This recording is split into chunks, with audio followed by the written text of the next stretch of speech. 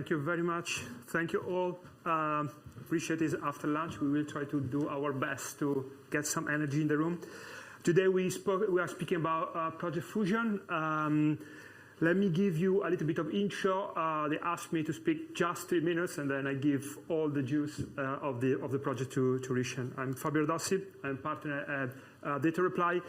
Data Reply is service provider company, so we are actually helping companies to build solutions based on data and artificial intelligence. When I created the company, my idea was to bring the power of data into different sectors, and we decided to focus especially in finance. FinTech, of course, is kind of a new area where technology can join the financial challenges. So what we are doing is delivering projects and solutions, and you will see one of those today to our clients worldwide. A little bit of intro who we are. So Reply is actually a global group. Our presence is not just here in the UK. We are present specifically particularly in Europe. We have a global footprint also in the US, and we have a small presence in Asia. Myself and the team are based here in the UK, and the market is Central Europe and the UK market. We are focusing on middle-large enterprises. So again, as a service provider, we want to support achieving goals for customers and companies that they are in either transformation phase of using technology, or they are at the maturity stage where they have some infrastructure in terms of data or tech, but they are ready to go into the next step. Today, of course, the topic is fraud, and we want to give you an idea of fraud. Imagine that in the last years, and then I give you the stage to the specific project. But from myself, the transformation in the last year have been especially in the finance industry, in the FinTech, and also in the fraud, has been especially the challenge in using the right data. Today, what we are doing, and I'm talking a little bit on top of this, what we are doing is helping clients to understand where they are in terms of tools, technologies, and organizations. Because sometimes even large organizations, you can have in mind maybe big banks, they have all the information, they have all the data, but they are not able to integrate the information to deliver the proper value. So the focus for us is especially empower the client to through the use of data, which means and models, machine learning models, using especially having a focus especially on the governance of it. So most common projects nowadays, and then you will have a view of Project Fusion, but Project Fusion is based on a baseline, which is, for example, coming from a lot of attention of MLOps, a lot of attention on data ops, a lot of attention on the data governance layer, and a lot of attention on distribution of data. So if you're a small company, it's easy that Project Fusion is on top of your classical database or information base. But if you're a large organization, what you want to achieve is actually connecting different areas. So what we are especially focused on is integrating those different challenges into assets that can accelerate your business. And one accelerator is Project Fusion. So today, of course, the stage is for one part of what we are doing, and happy to discuss and enlarge what could be the challenges. I leave the stage to Rishan to discuss and present what we are doing in the fraud area. Thanks, Fabio. So hi everyone, my name is Rishan. I am a senior data scientist. I've been working with Data Reply, and I've been in the industry for 6 years with a focus in NLP, and of course a couple of my interests include network science, generative AI, and fraud detection, which is why we're here today. I just want to set a little bit of context regarding what we're presenting here today, and just to dive just before we dive into the idea, and to give you an idea of the scale. In 2022, 1.2 billion was stolen through fraud. And more specifically, something like remote purchase fraud saw like 395 million, and authorized push payments saw 485 million. So these numbers are, of course, quite large, and of course, there's a lot of space in trying to tackle these problems. So how are these problems being tackled currently? So current solutions and limitations. So from the best of my understanding, from our experience, the way we see how fraud works recently is you have a person making a transaction. There is a transaction monitoring system, and it generates some alerts. These alerts can go one of either two ways. One is it goes to a human analyst where they can sift through and understand, whether this is actually, something suspicious going on, or alternatively, it could follow an alternate route where it goes through an AI classification tool. And with regulations in the industry, of course, you would have to have a human in the loop. But the AI tool will basically discern as to whether something is indeed actually fraud or not. And if it is, it will create a suspicious activity report, which is the final end stamp saying this is indeed fraud. So from our experience, what we've seen in this industry as well, so the couple of AI models that have been used recently is something like logistic regression, which provides a probability score saying, this is 60% fraud or this is 20% fraud, and perhaps you can derive a threshold to identify, if it's above this threshold, it's going to be, flagged as suspicious. We've also got something like decision trees and random forest. Now, decision trees and random forest are probably the most widely used recently because they are probably the most explainable. They're able to explain the rationale behind their decisions. And what we can use these models to do is categorize whether something is fraud or not fraud. So when we categorize fraud or not fraud, we're able to, so essentially random forest is then an amalgamation of decision trees. And what random forest does is it uses several decision trees to try and create a consensus mechanism and decide whether something is fraud or not fraud. So these two can be used for categorizations. And then lastly, we got neural networks. Now, neural networks are probably the most black box. And what I mean by black box is you're not able to effectively understand the rationale behind their decisions. You don't know why they've been making certain decisions. So these are probably the most black box. So this leads us on to the current limitations. So as I said just now, so one of the biggest limitations is explainability, explaining the rationale behind why models are making certain decisions and why they're making the decisions and what is causing them to make the decisions. So when it comes to a neural network, it's absolutely not possible to be able to understand the rationale. The second problem is resource intensiveness. So when you got something like a neural network, especially if you want a smart neural network, it will have to be fairly large, and sort of running these large models in any infrastructure environment and running it at a scale or at a speed at which transactions have been made is quite intensive, compute intensive. So you'd have a lot of expensive sort of resource intensiveness over there. Thirdly, we've got regulatory compliance. So what we have is generally when we deal with fraud detection models, we would want the model to fit various legal and ethical guidelines. And then lastly, we've got data quality and data balance. So data quality could include things like we don't have certain data points are missing. How do we handle this situation? And also when we consider generally fraud cases, there's a very small percentage of fraudulent transactions in the wider transaction data set. So it's quite imbalanced in that sense. So the challenge is essentially this. So typically 90% of all alerted transactions or even higher are false positives. So false positives meaning it's been flagged as fraud, but it's not actually. And the question we're trying to address is, can we improve the current methods of sifting through this false positive data and sifting through this post-alerting data and reduce false positives with sort of novel machine learning techniques which are explainable and you can understand the rationale behind their decisions. So the solution, what we'd want from the solution is essentially something that is explainable. You're able to understand the rationale, something that's scalable, so it's able to work with large quantities of data, and something that's precise, and you can reduce the false positives from the data set. And what we've created is something called Project Fusion, and it's aptly named Project Fusion because it's a fusion, an amalgamation of several different machine learning methodologies. So how it works is essentially 4 steps. So firstly, you've got an anomaly detection, and anomaly detection tries and establishes how something stands out, how much something stands out. Then we've got a Shapley value calculation, which understands what is causing that transaction or that data point to stand out. And then we work with something called SMOTE, where we try and rebalance the data because it's imbalanced. We try and rebalance the data. And then lastly, we use a classification algorithm where it's called k-nearest neighbors. But of course, this can take alternate forms as well. But at the moment, in our experiments, we've tried to utilize k-nearest neighbors.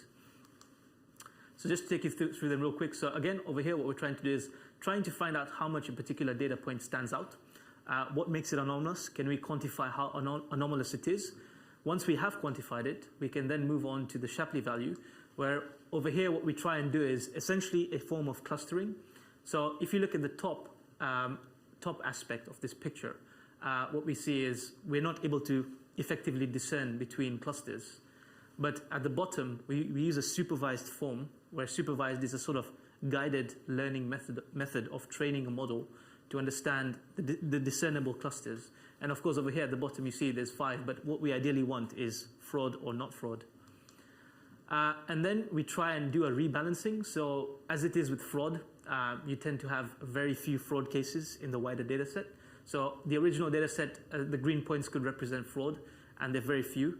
So what we try is we synthetically modify the data set and create new points where we can rebalance the data set. How does this help us? It helps the model to understand better and discern better, where we're able to distinguish between fraud cases and non-fraud cases. And then lastly, we make use of k-nearest neighbors. So k-nearest neighbors is, just to explain briefly, if you've got a new data point that looks like the green square, and the green square is next to a lot of red pentagons, you might say that the green square could be a red pentagon. And we use techniques like this to try and distinguish between them. So in this case, if we say the red pentagon is fraud, true fraud, then we can say that the new data point that has just arrived is potentially a fraud case, because it's closer to loads of red pentagons. So on the picture on the right, what we've tried to do is, with the processes that I've just spoken about earlier, is we've tried to pre-process the data so that we're better able to discern between fraud cases and non-fraud cases. So what we have here is yellow points represent fraud and blue points represent non-fraud cases. And using the methodologies that I just described, we've been able to better segregate them, and you can see that all the fraud cases appear in sort of clusters in one section. Now we can use this information to then classify and say something is fraud or something is not fraud. It makes it much easier for us to be able to do that. And what's interesting is that all of these three top steps are all pre-processing techniques. So they're all designed to shape the data better, make the data better, so that we're then able to work with it and classify between fraud and not fraud. In terms of results, what we've seen in our experiments, with the data that we've worked with, we've seen a 87% F1 score versus what we see in the industry, a very popular model called XGBoost in the industry works at 79% F1 score. So what do I mean by F1 score? F1 score is a quantifiable measure of how many flies from the soup you've removed in combination with how much soup you've removed. You don't want to remove that much soup, or you want to remove the most flies. So just going along that theme of removing flies from soup, right? What I want you to think of is, like, what we're trying to do is we're trying to remove flies from soup. And what is the best way to remove the flies from the soup? We want to remove the most flies from the soup and the least amount of soup possible. And that's what our model essentially is doing. The key takeaway is that the model is the ladle.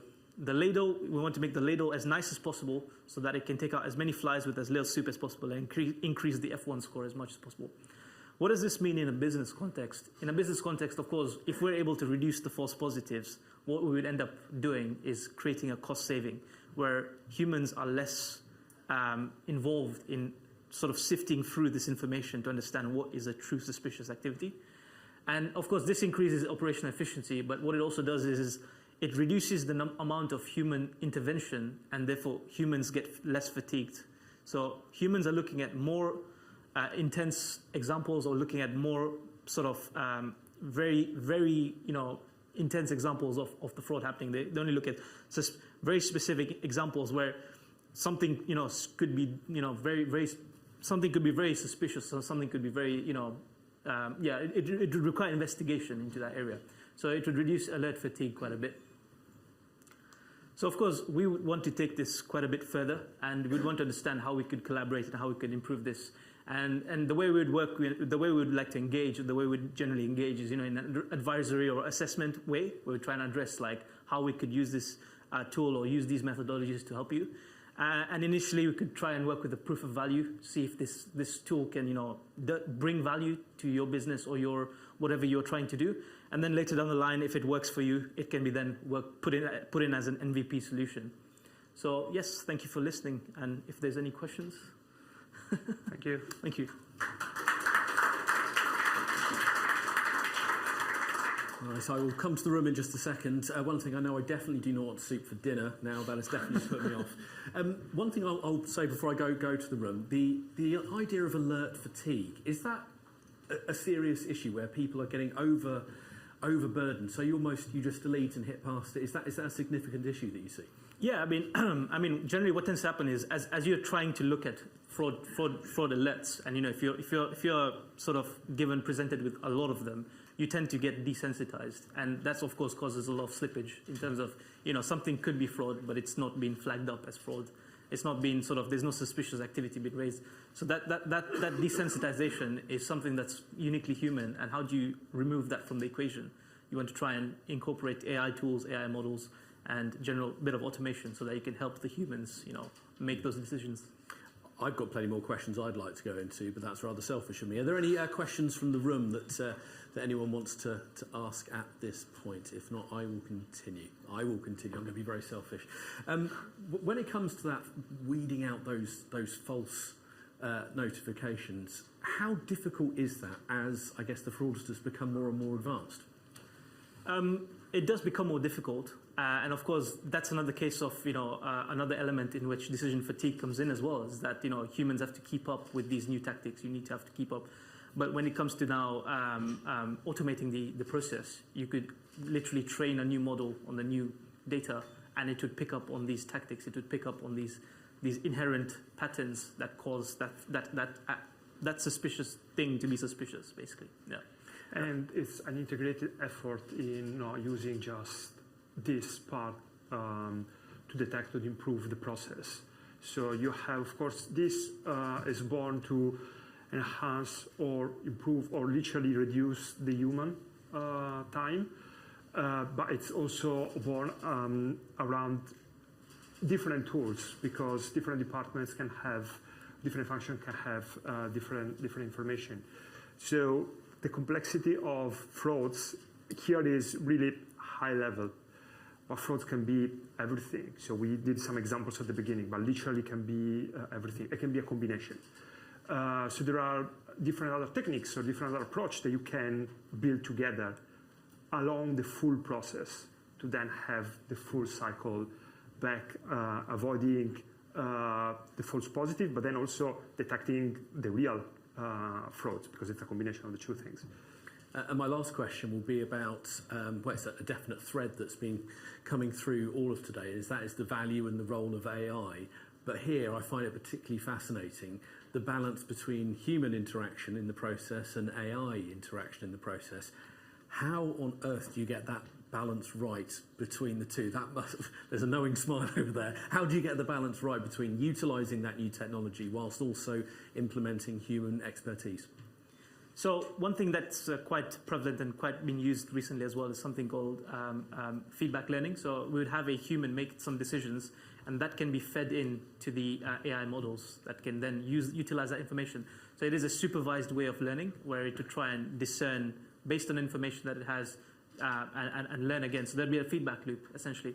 So that is one aspect. Second aspect is the explainability aspect. So explainability meaning, if a model makes a decision, right, why is it doing that, and can it possibly be altered? So this is where the human comes in and says, oh, this model is perhaps not doing as I wish it to, and the explainability aspect tells him that from that, and perhaps he can retrain it or retest it, some alteration he can make to be able to make this model perform better. So there's the explainability aspect, and then there's also a feedback loop. So that's how humans can interact with the model. And of course, this increases the amount of this increases the operational efficiency. So you'll be having less humans doing the task, but more dedicated to actually refining the way the model works. It's more the A being augmented more than anything, isn't yeah. it? It's adding to the human capability. It is, and I would use like a very simple example that probably most of us have used. If you think about ChatGPT as an example, ChatGPT is an interface now today, and is not replacing real work. but it's actually helping us to either improve what we are doing or reducing what we are doing, depending how you are used. But that is a similar tool. So it's something that within the day-to-day activities that we are using. That's the reason why also you need a proper interface, a proper integration with your other tools that you are using. So the person will be 100 times enhanced in what they are doing. AI today is a layer kind of on top of us because it's basically collecting way faster the information that otherwise you have to collect in longer time. This is AI today in a nutshell, and tomorrow it will be a way to integrate seamlessly what we are doing. Okay. Well, Fabio, Rishan, thank you so much. Really enjoyed your insight this afternoon. Round of applause. Thank you very much.